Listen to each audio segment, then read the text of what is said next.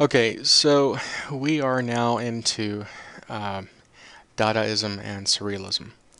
And what you're looking at right now is not a work of Surrealist or Dadaist art. Rather, it is an aerial photograph from the battlefields, or some of the battlefields of World War One. Those lines are trenches. These are, well, they are craters from shells from aerial bombardments. And what is this close up? 5 feet and 10 feet long. Each section of the zigzag would have been 5 and 10 feet long. They're protective. Okay, so I want to put this into context. No battle up to this point had been so fierce, so large in scale. Okay, and this was not in some faraway land. This is not something you just read about. This was in Europe. This was more than anything people in the 20th century had ever imagined. Horrors, which would, before PTSD hadn't even existed as a word or an abbreviation, there was the term shell shock. People were rocked by this experience, and I'm not going to show you pictures of the gore.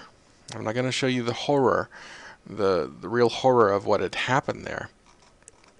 What I want you to understand is the context. Because of this, previous styles of art seemed irrelevant for artists. Okay?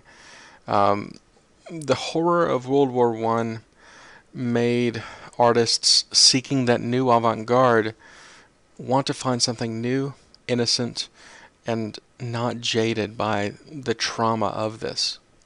Now, if we put it into a modern context, think of people who have discussed 9/11.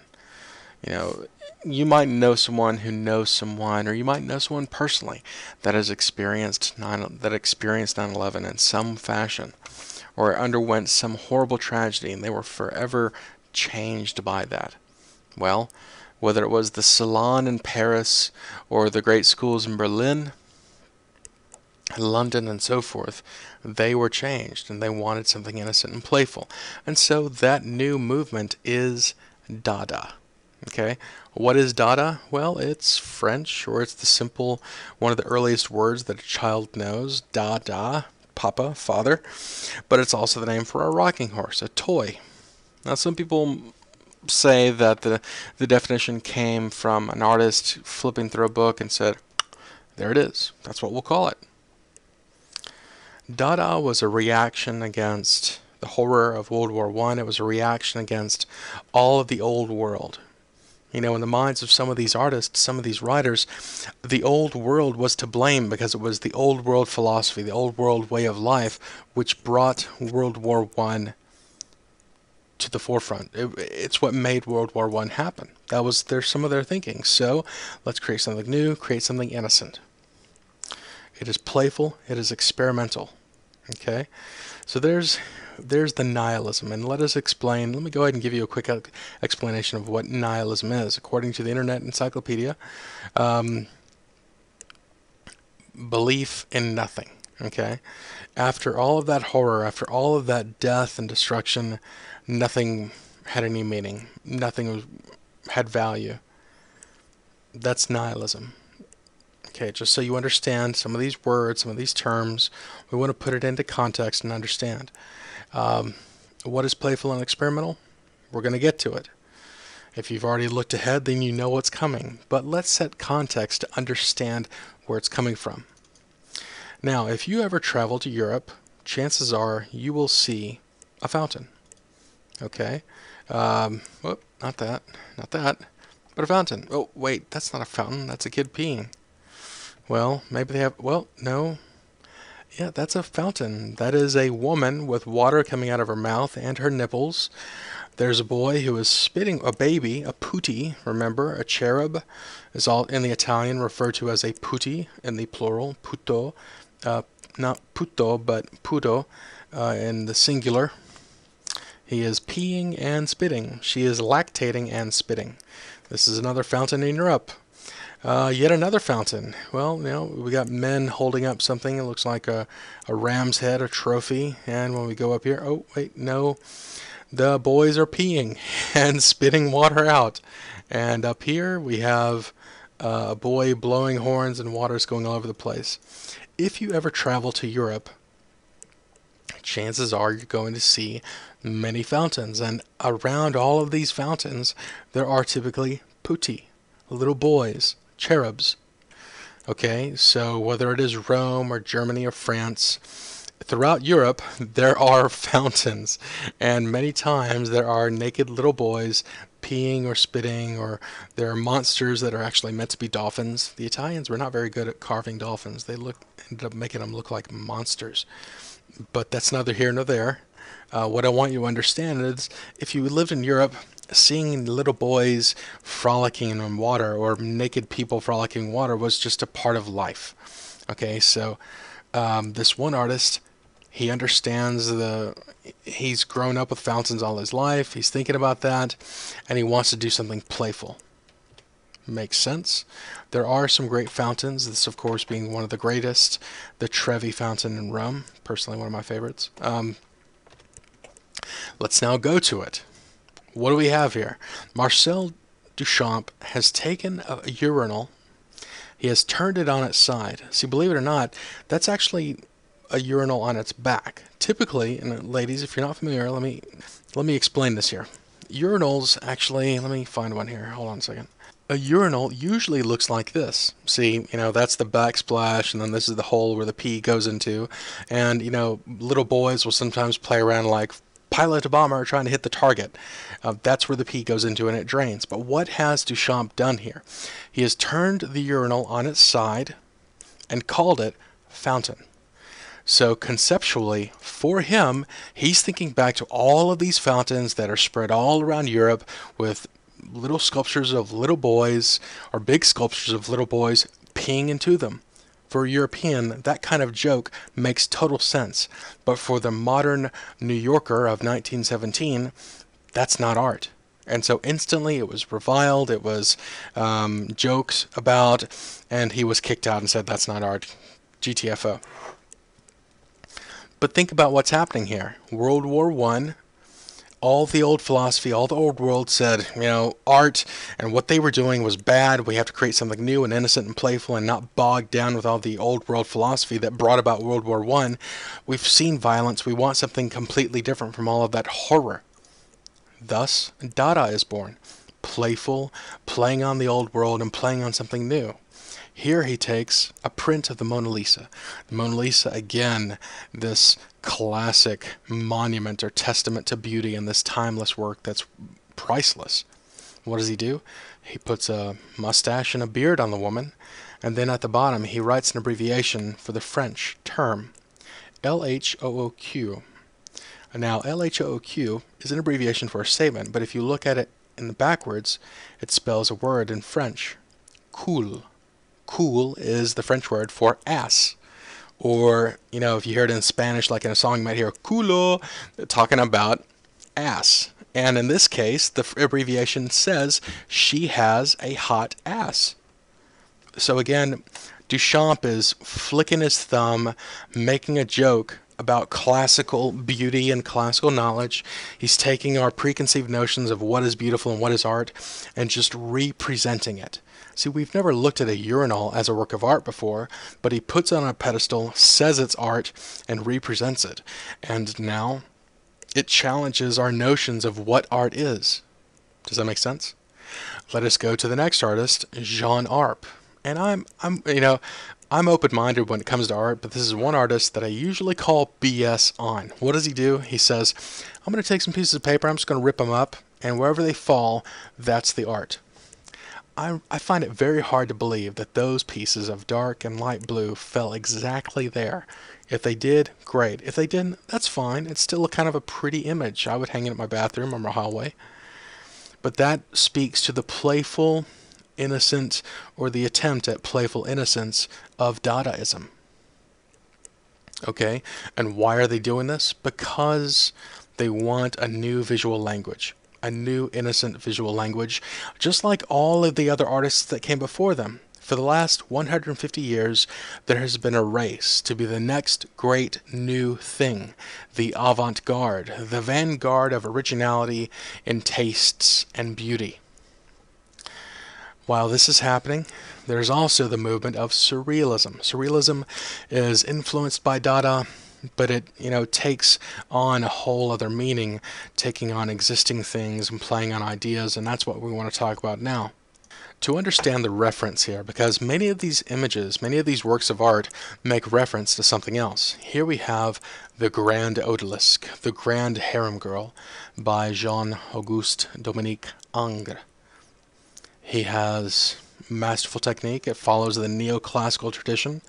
And yes, there's some things that seem kind of strange with the body, but looking at the technique, looking at what we see here, there's it's curved, it's smooth, it's beautiful, and it's addressing Venus.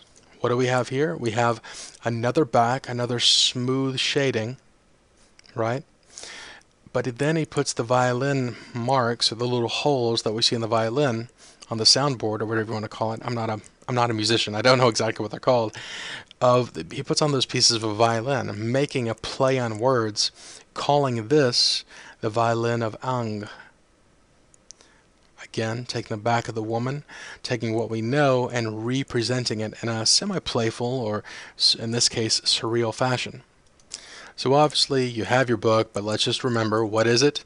It's creative potential of the unconscious mind. It's more real than real and more than just reality.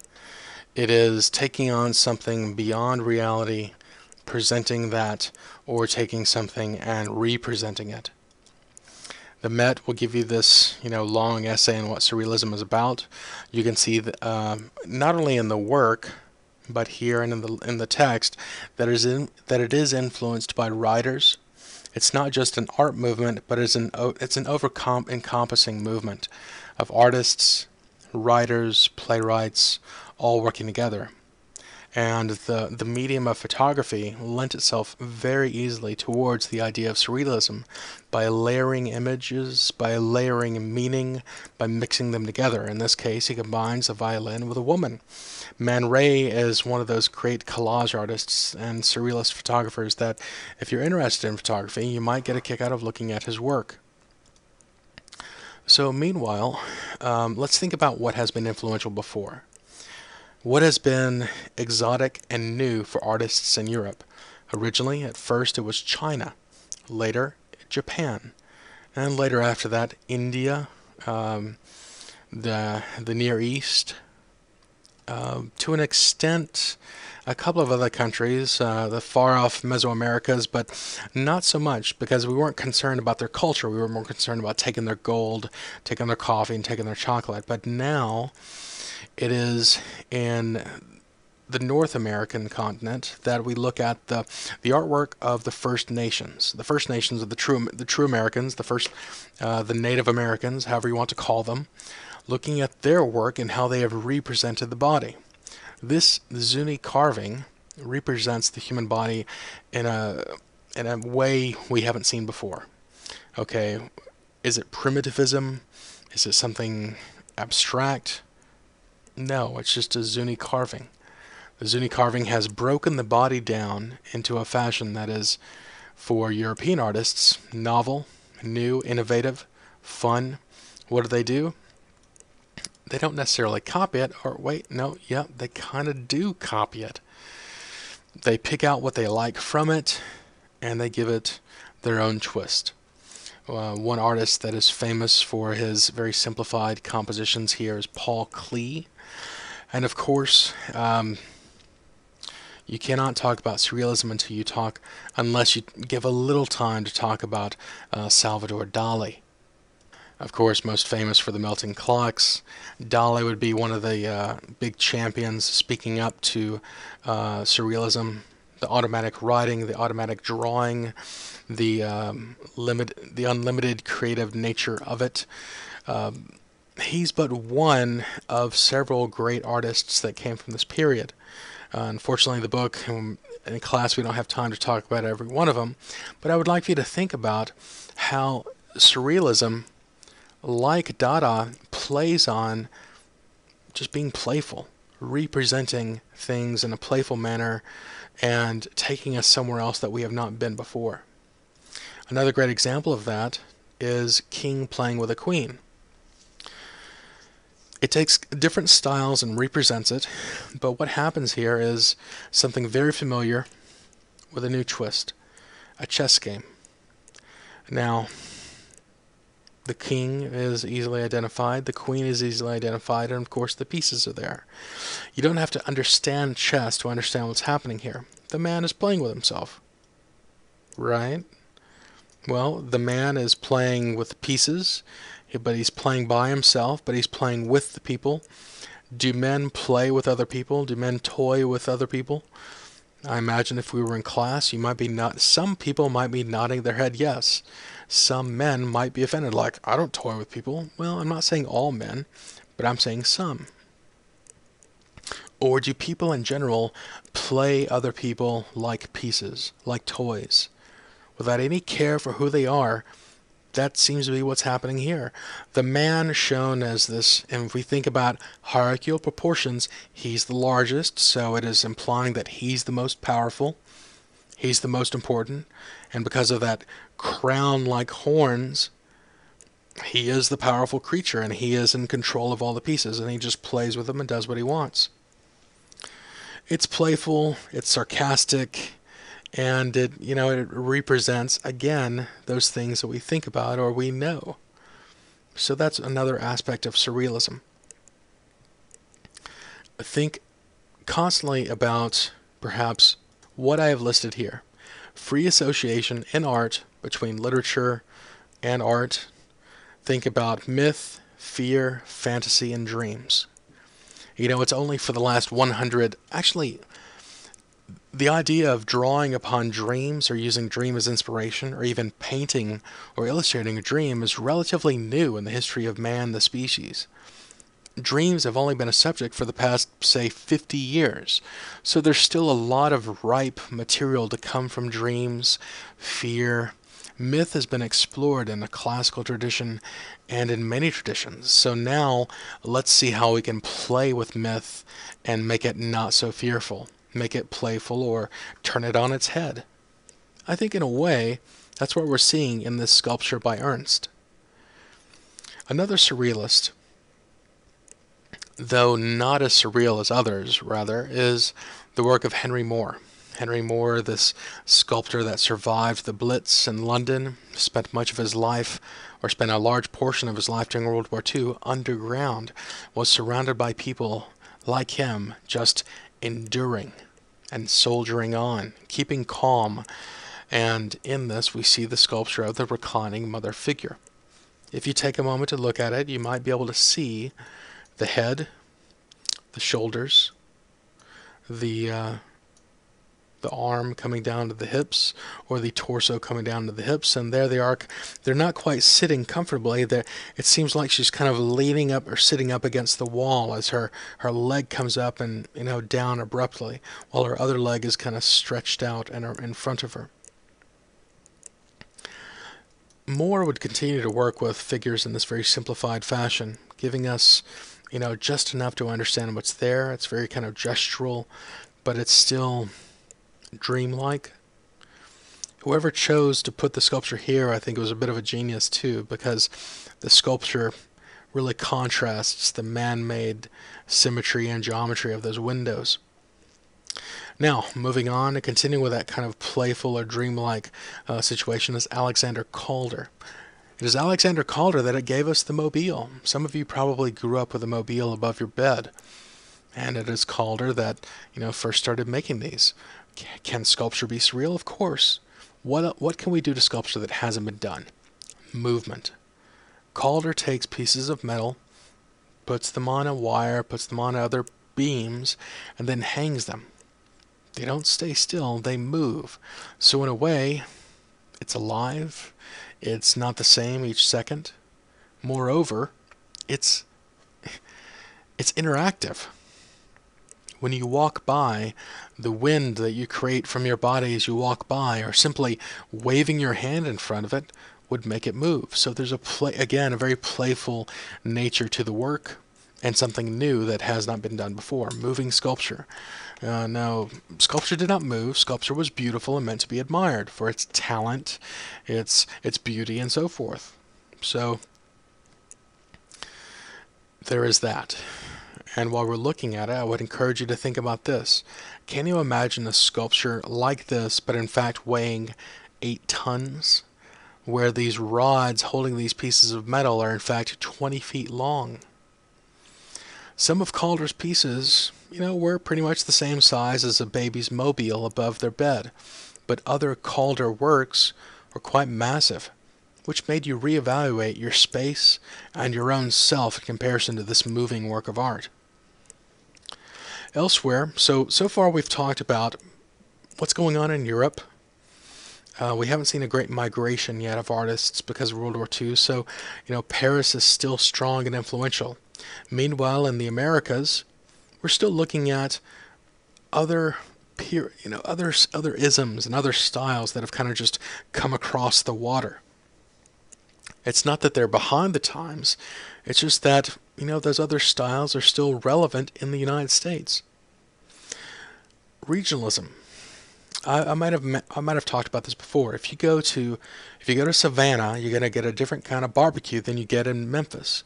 If I go to Tops Barbecue, I'm going to get one kind of sauce. I'm going to get one kind of taste.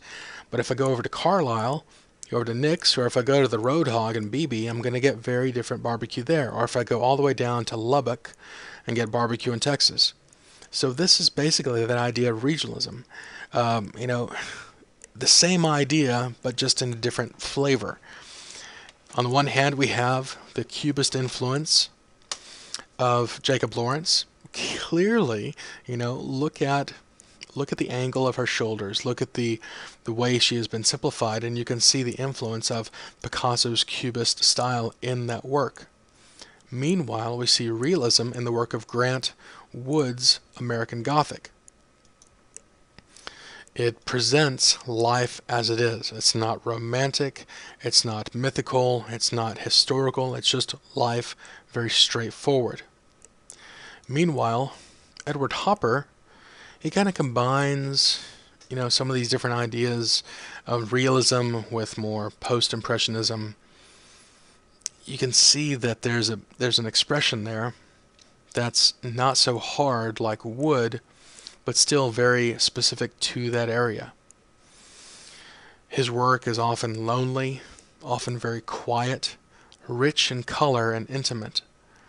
Those heavy spaces where man or woman is alone with themselves or their loss. And that's really pretty powerful. 3 different parts of the United States, all influenced by these movements from Paris and Europe that have come over here, but still finding their own voice and an American flavor that is specific to that area, if that makes sense. As well, in photography, we see very different trends. Dorothea Lange, working with the Works Progress WPA, working with the WPA, her original job was to go and document migrant farmers out in the Midwest or from the Dust Bowl. She does that, but the photographs themselves are more than documentation. They speak to pain and endurance and something more that is so universal and profound that Lange becomes more than just a worker in the WPA. She becomes something so much more. James Vanderzee documents the glory and the beauty, the majesty of the Harlem Renaissance. Let's remember what's happening in America as well. There's the Harlem Renaissance, which is creating literature, dance, music, and black culture is getting there an identity of their own, and they're stepping out. This shows a couple about to go out in the town, probably to the Cotton Club. Photography is not just for the rich, not just for the presidents and the generals, but is for everyone, whether it is middle class or lower class. So it's not just painters that are finding their own flavor and taste. Elsewhere, in Mexico, we have the work of Diego Rivera, who's obviously, again, influenced by Cubism in his murals. We can actually see some of Rivera's murals in the United States. I believe Detroit, Washington, D.C., and several other places have some very massive murals of his. His wife, Frida Kahlo, a prolific artist who's known for her self-portraits, very powerful, emotionally powerful self-portraits. What's going on here? You have a woman looking at herself, try to get past the fact that she has a unibrow, try to get past the looks of the woman, and think about what's really going on there. Okay? So the woman sitting up, straight, long neck, very serious. What is she thinking about? Well, if you look closely in her forehead, you see that there is a skull and perhaps some bones. The title of the work is Thinking About Death. But what's behind her? Behind her, plants, growing, abundant, rich, green, alive, whereas she is still and thinking about death. When you think about the fact that she had to endure the terrible husband that Diego Rivera was, it's easy to imagine that she always was, or she had this very serious way about herself. If you'd like to learn more about Frida Kahlo and see just a really great movie about an artist, then I would really recommend you check out the movie Frida by Julie Taymor. Salma Hayek plays Kahlo to a T. From what I've heard, from other people, it's just an incredible movie, and I think it's a great movie. I would encourage you to check it out. In the Southwest, we see photography influencing painting, just like photography influenced the painters of the Impressionist and Post-Impressionist period. Here, we have the wife of Stieglitz, Georgia O'Keeffe, who was inspired by the F-64 group and the groups that Stieglitz, the other contemporaries of Stieglitz. So, in this, she is painting still lifes with a very monochromatic scheme. O'Keeffe would be known for these very still, very intimate, and straightforward still lifes. Later on, she became known for more feminine paintings of calla lilies. They had a very feminine appeal to them. Some of them looked like genitalia. Later, she would introduce color, but now her palette seems more akin to the black and white photography and the desolate, very, very little change, like the photographs of the Southwest and the desert. Meanwhile, artists are not just educated. Artists are not just these people that go to great universities or go to Paris and then come back. The idea of art naivete or folk art is still continuing. You know, this has been going on for about 150 years now. People making art just because they want to.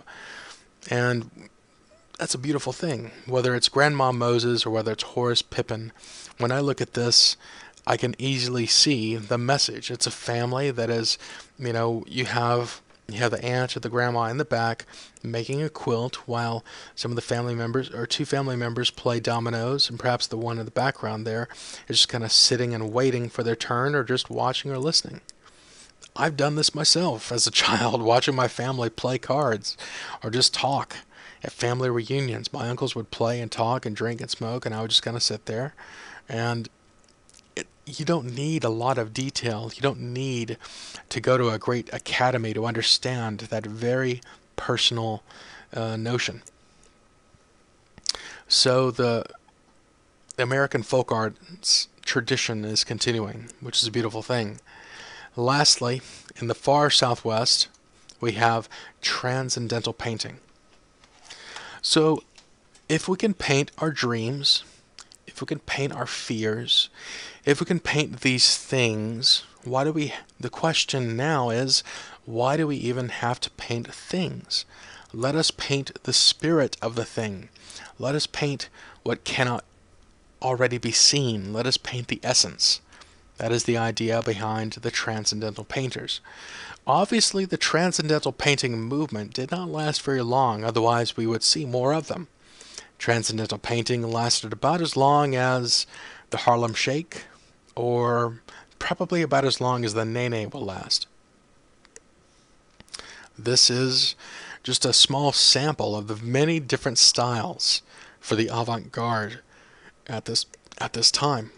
Of them, Duchamp, Ernst, Man Ray, Dali, Again, Ernst, Moore, and Calder were the great champions of this period. What is Dada about? It is a rejection of the past. It's more akin to punk rock and anti-music, or here an anti-art, playing on traditions and playing on history and representing it in a new way, whether it's completely innocent and playful or whether it's just clever representations of myth, fear, fantasy, and dream. As always, if you have any questions, please send me in my office, drop me an email, give me a call, stop me after class. If you have any questions, please let me know. Don't forget you can check the notes on my text. Don't forget there are pop quizzes online. And that's it for now. I'll see you in class.